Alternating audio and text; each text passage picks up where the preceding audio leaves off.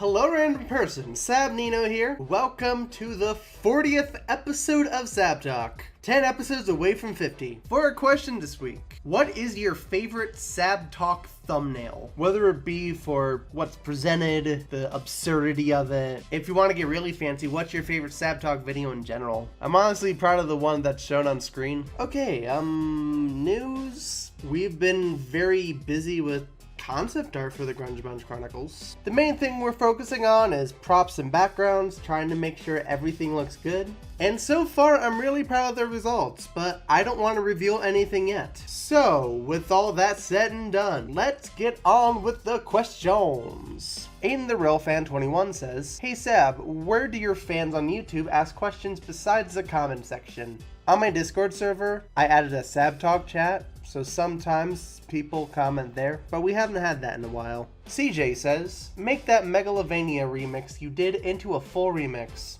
Not happening. I knew it was an April Fool's joke! Congratulations, you are one smart cookie. Do cookies have intelligence? Do they even have brains? How do you get on the question of the week? I just think of something random. Monkey. I know the drill. Mr. Giggles.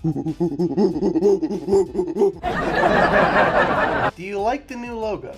New logo? What new logo? Robert J. Squarepants says, "Hey, will you make an episode of Beg Beb called Tea at Dome?" That's a real possibility. I might. I don't know when it's happening, but there's a huge chance of it. Jots Colorado Production says, "I got a Beg Beb style for Thomas the Tank Engine called Tom the Tank Engineer and Friend." Maybe? Dream Mind Block Speeder says, 3rd, 40th. Anakin says, "If you didn't want to animate Help Wanted all by yourself, then why don't you ask Hot Diggity Demon to help you out? He's a really good animator, and he can handle both 3D and 2D really well. By the way, you can put this in the next Sab Talk.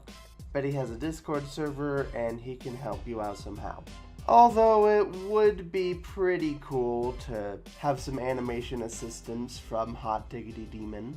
I personally don't want to reanimate the entirety of Help Wanted, even if I did have help. If I want to put all my time and resources into one big project, especially for 11 minutes, I'd rather it's something be original opposed to reanimating something shot for shot. Besides, there's a Help Wanted reanimated collab. If you want to see the episode reanimated, just watch that. Brody Durham says, "Do an inflation video."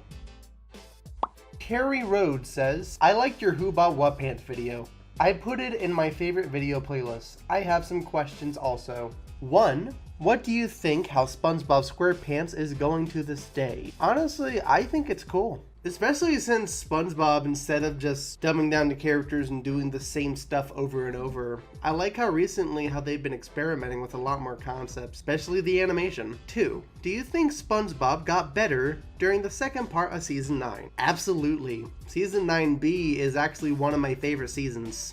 What are your thoughts about Rocko's Modern Life and the Ren and Stimpy show? Just an unrelated question. Look, if you want to ask me non-SpongeBob related questions, please do so. It's not unrelated. Sab Talk isn't solely SpongeBob focused. Please, any non-SpongeBob questions you guys have, please don't be afraid to ask because it adds variety. I haven't seen a lot of Rocko's Modern Life. Last time I watched it was when I was younger, and I remember it being pretty good, but I wouldn't be against rewatching it again. I've seen Status Cling though. Excellent finale. And for a Ren and Stimpy show, I watched that a lot more recently than Rocko's Modern Life, but it's still been like a couple of years. Still gets a laugh out of me to this day. I do not support the creator, but I love the show. And there are a lot of other talent that made it great. How can you describe the quality of SpongeBob SquarePants from seasons 8 to season 11? Season 8, I would consider it to be okay, though it's definitely a breath of fresh air compared to season 7. Because the last time I binged through season 7, it almost put me to sleep. That's how bland and forgettable that season is, but season 8 is a step in the right direction. It has a lot of good ideas, and I like how it experimented with different stories. It wasn't that funny, and it had a lot of bad episodes, but I definitely prefer that than something that flat out bores me. Unfortunately, season 9A also kind of had the same problem with season 7. 9B I loved. Season 10 is also one of my favorite seasons. I also consider season 11 to 12 just okay. The good episodes are good, but there's only a few instances where episodes are flat out bad. SpongeBob is one mixed bag of a show, so sometimes with a lot of seasons you gotta take the good with the bad. If you have any other questions, please comment below. And as always, it's all Sab from here.